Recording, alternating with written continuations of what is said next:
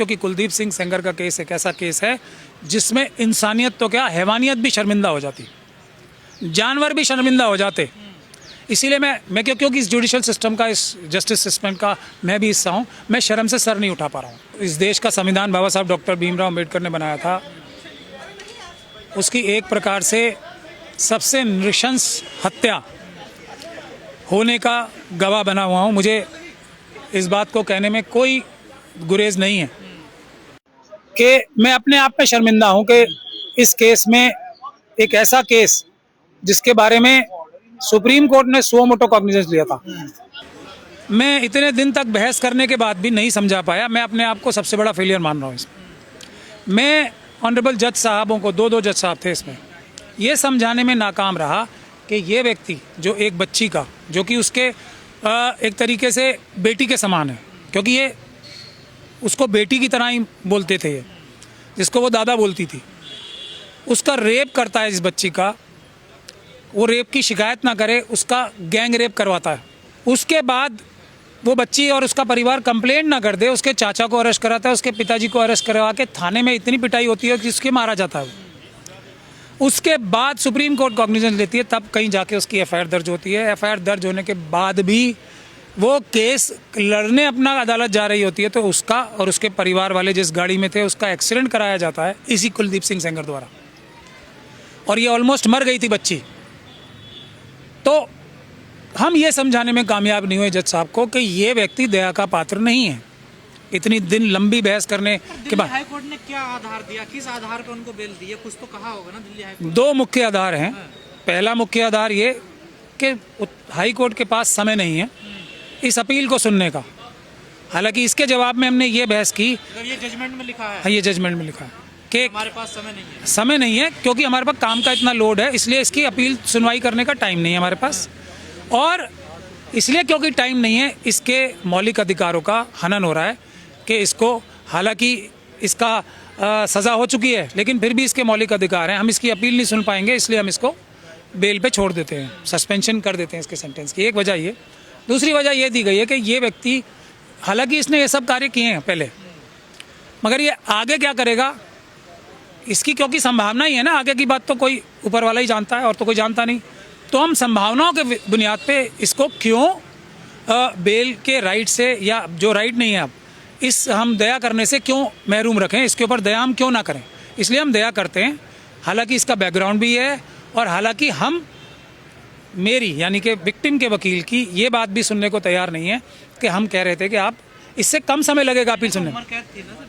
हाँ उम्र कैद थी, फिर भी क्योंकि उम्र कैद के लिए ये बोल दिया कि क्योंकि 14 साल की उम्र कैद मानी जाती है, इसलिए आधे से ज़्यादा जो है सज़ा हो चुकी है, तो कानून में प्रावधान है कि आधी जिसकी सज़ा हो जाए तो उसको छोड़ा जा सकता है अगर कोर्ट उसके ऊपर दया दिखाए तो हमने दया के खिलाफ इतनी लंबी जो बहस की थी वो हम समझाने में कामयाब नहीं रहे। कोर्ट ने इसको इन सब एक्टिविटी के बाद भी दया का पात्र माना, ये हमारा फेलियर है, मैं इस बात को तस्लीम करता हूँ। तो क्या अभी जेल में रहेंगे या फिर बाहर आ जाएंगे? नहीं, अब जेल में रखने के लिए एक मुकदमा बाकी है, लेकिन वो एक फॉर्मेलिटी है, क्योंकि डिवीज़न बेंच की जब बेल हो गई तो वो तो सिंगल बेंच है। ये केस इतना क्लासिक केस है कि एब्स्टीन फाइल इसके सामने ज़ीरो है, और एक बच्ची का केस है, ऐसी लाखों बच्चियों के साथ रोज़ होगा अभी इस जजमेंट की वजह से। इससे समाज में क्या मैसेज जाएगा जब कुलदीप सेंगर जैसों को बेल मिल जाएगी, तो क्या मैसेज समाज? इससे मैसेज ये जाएगा, किसी भी बच्ची के साथ ऐसा होता है तो उसको पुलिस के पास जाना ही नहीं चाहिए, वरना उसकी और प्रताड़ना होगी, वो उसका गैंग रेप होगा, उसके पिताजी को मारा जाएगा, उसको खुद मारने की कोशिश की जाएगी, और सुप्रीम कोर्ट स्वतः संज्ञान लेने के बाद भी उसे बचा नहीं पाएगी। इसका मैसेज ये जाएगा एक छोटी बच्ची के ऊपर। इसलिए मैं कह रहा हूँ ना, जो पीडोफाइल्स हैं, जो बच्चों का यौन शोषण करते हैं, उनको सबसे बड़ी छूट और हौसला आज इस बेल के बाद मिलेगा, क्योंकि कुलदीप सिंह सेंगर का केस एक ऐसा केस है जिसमें इंसानियत तो क्या, हैवानियत भी शर्मिंदा हो जाती, जानवर भी शर्मिंदा हो जाते। इसीलिए मैं क्योंकि इस जुडिशल सिस्टम का, इस जस्टिस सिस्टम का मैं भी हिस्सा हूँ, मैं शर्म से सर नहीं उठा पा रहा हूँ। सरकार कुछ इस पे करे, क्योंकि सरकार तो कहती है बेटी बचाओ बेटी पढ़ाओ, तो क्या कुछ आगे आएगी? कुलदीप सिंह सेंगर के हवाले करने के लिए बेटी बचानी है तो सरकार, उत्तर प्रदेश सरकार हो या केंद्र सरकार हो और या सीबीआई हो, सीबीआई के खिलाफ तो जज साहब ने नीचे के अदालत में फाइंडिंग दी है कि इसने पूरी ताकत लगाई कि कुलदीप सिंह सेंगर को बचा कैसे लिया जाए।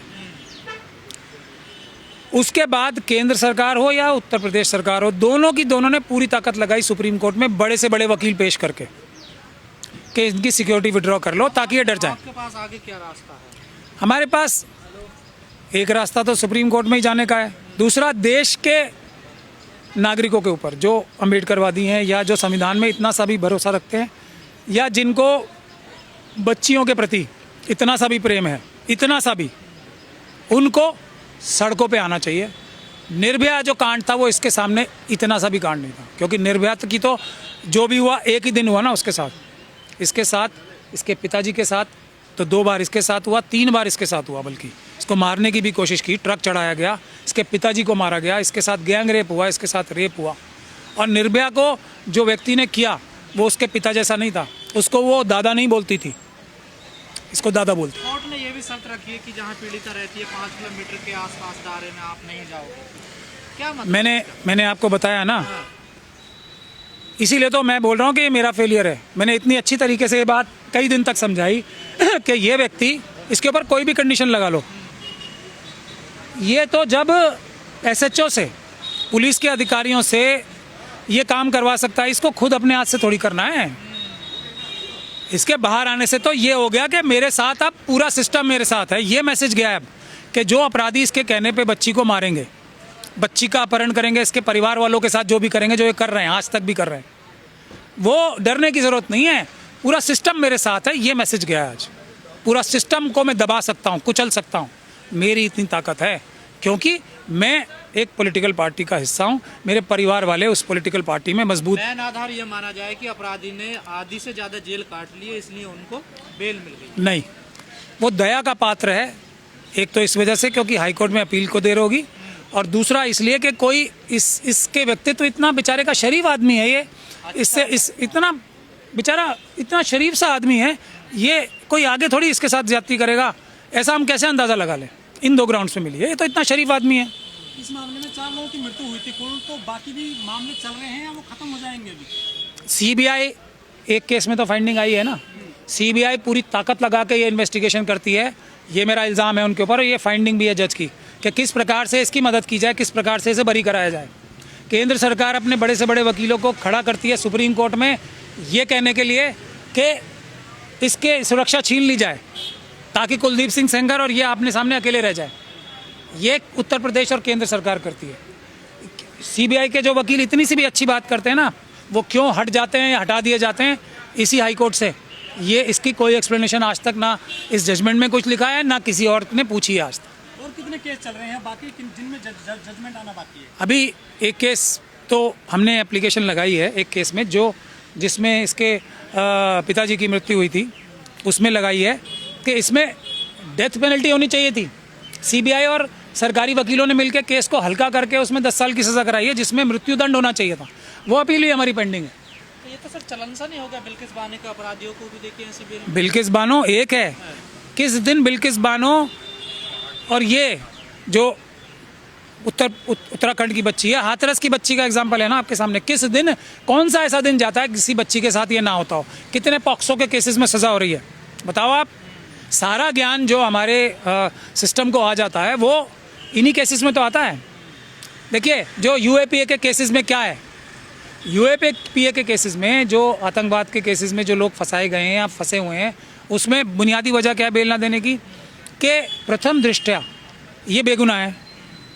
ये इसमें मैं अपनी तरफ से नहीं, ये सबका माना हुआ बात है, लेकिन कानून में प्रावधान ये है कि प्राइमा फेशि, प्रथम दृष्टया ये बेगुनाह नहीं लग रहा, प्रथम दृष्टया, हालांकि ये बेगुनाह अभी कानूनी है, प्रथम दृष्टया नहीं लग रहा, इसको इसलिए बेल नहीं मिलनी चाहिए। कुलदीप सिंह सेंगर के केस में क्या है, प्रथम दृष्टया ये अपराधी है, एक पूरा ट्रायल हुआ है लंबा, सुप्रीम कोर्ट के डायरेक्शंस पे ये दोषी है, मगर फिर भी इसे छोड़ देना चाहिए।